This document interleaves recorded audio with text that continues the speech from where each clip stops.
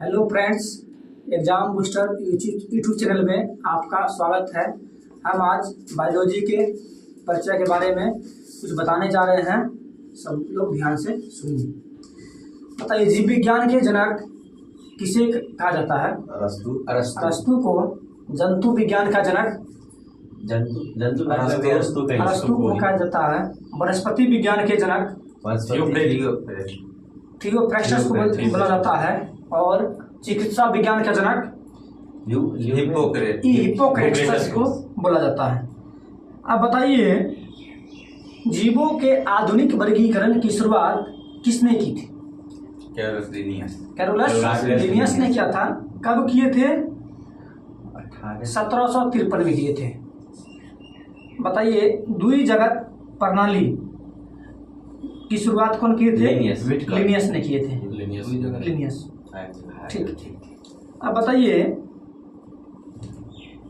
जीवों के 5 जगत वर्गीकरण कौन प्रस्तुत किए थे? व्हिटेकर किए थे। कौन कौन जगह थे? 5 जगत?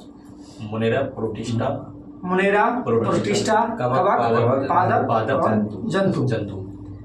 अब बताइए, कवक की कोशिका भित्ति कौन सी चीज की बनी होती है? काइटिन की। पादप की कोशिका भित्ति सेल्यूलोज की बनी होती है। ठीक है। अब बताइए, जंतु एवं कवक जगत के बीच की कड़ी का कार्य कौन करता है? प्रोटिस्टा करता है। अब बताइए, अमीबा पैरामीशियम है, सब कितने कोशिकीय जीव है? एक कोशिकीय जीव है। हाँ। अब बताइए, कवक में कितने कोशिका होती है? बहुकोशिकीय जीव है। ठीक है। अब बताइए, सबसे पहला पेंसिलियम है। पेंसिलियम से एक बनाया गया था। ये पेंसिलियम कवक है। इससे ही ये क्या था? अति बनाया गया था। छोड़िए। तो बताइए, आधुनिक वर्गीकरण का पिता किसे कहा जाता है? लिनियस को।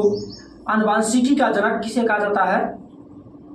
ग्रेगर जॉन मेंडल को कहा जाता है।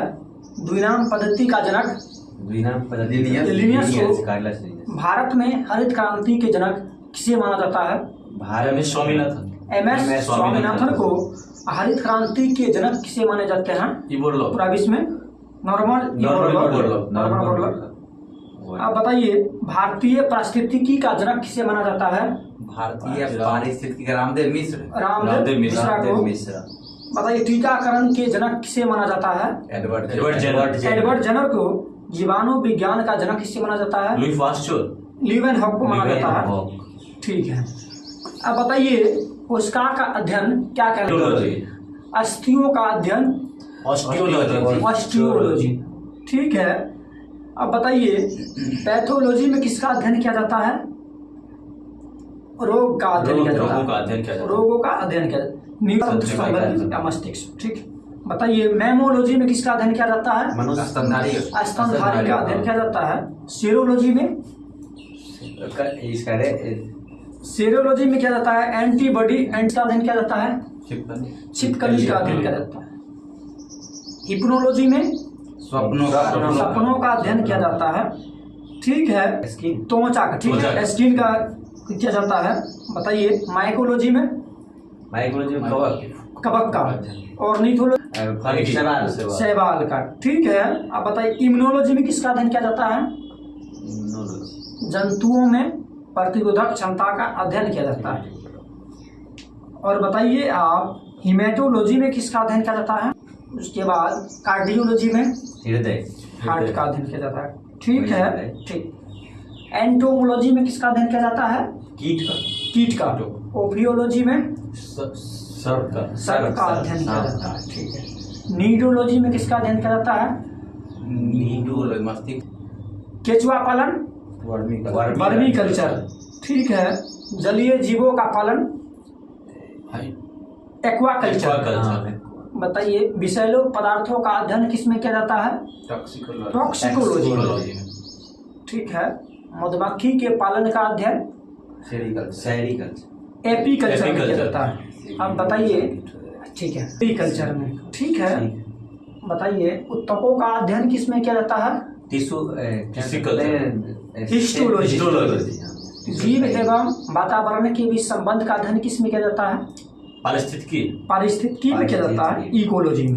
पौधे पर रेशम के कीड़ों को पालना किस में अध्ययन किया जाता है? मोरिकल्चर।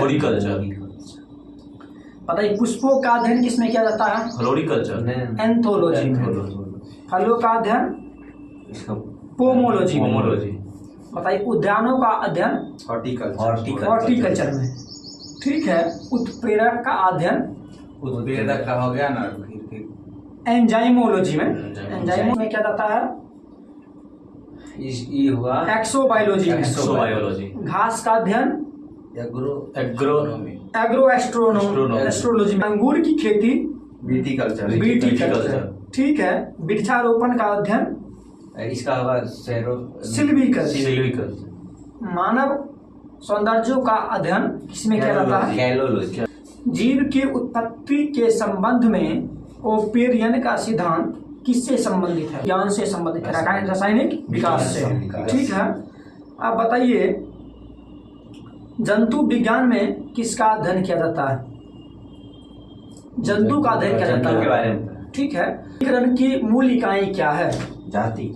ये नस्ल है, वंश। हाँ। आप बताइए पक्षियों का अध्ययन किस में किया जाता है? ठीक है। अब बताइए पैलियोंटोलॉजी में किसका अध्ययन किया जाता है? जीवाश्म विज्ञान का अध्ययन किया जाता है। ठीक है। अब बताइए वनस्पति के अंतर्गत किसका अध्ययन किया जाता है? पौधे के बारे में जेनेटिक्स है में किसका अध्ययन किया जाता है? पेडोलॉजी में किसका अध्ययन किया जाता है? मिट्टी का अध्ययन किया जाता है। ठीक है। मृदा मिट्टी इसमें किया जाता है? जेरोंटोलॉजी में। ठीक है। हिस्टोरिया प्लेटेनियम पुस्तक कौन लिखे थे? प्लांट वाला हो गया, जंतु। ये थियोफ्रेस्टस। एस्पर्मो का अध्ययन किसमें किया जाता है? बीज का। एस्पर्मो का अध्ययन बीज से संबंधित है। हाँ, एस्पर्मोलॉजी। जनक एडवर्ड जनर हैं। अब बताइए प्राक कणों का पैलिनोलॉजी। ठीक है।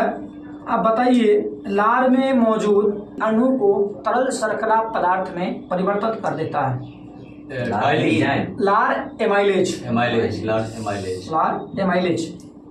अब बताइए मानव हम सभी एक ही प्रजाति से संबंधित हैं, तो बताइए ये सब कौन देश में विकसित हुए थे? अफ्रीका में हुए थे। श्वेत क्रांति का ठीक है। अब बताइए जीवन की मूलभूत इकाई कौन सी चीज होती है? कोशिका होती है। अब बताइए कोशिका का अध्ययन क्या कहलाता है?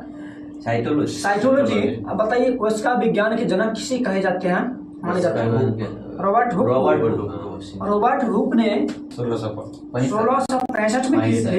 अब बताइए कोशिका है तो रॉबर्ट हुक किस कोशिका से खोज किए थे? जीवित या मृत कोशिका से। ठीक है। अब बताइए जो ओक है, ठीक है, कोर्क किससे प्राप्त होता है?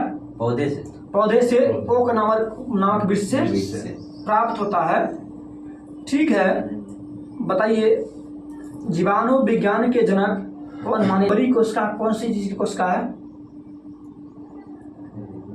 शुतुरमुर्ग की कोशिका है। ठीक है। किसकी कोशिका है?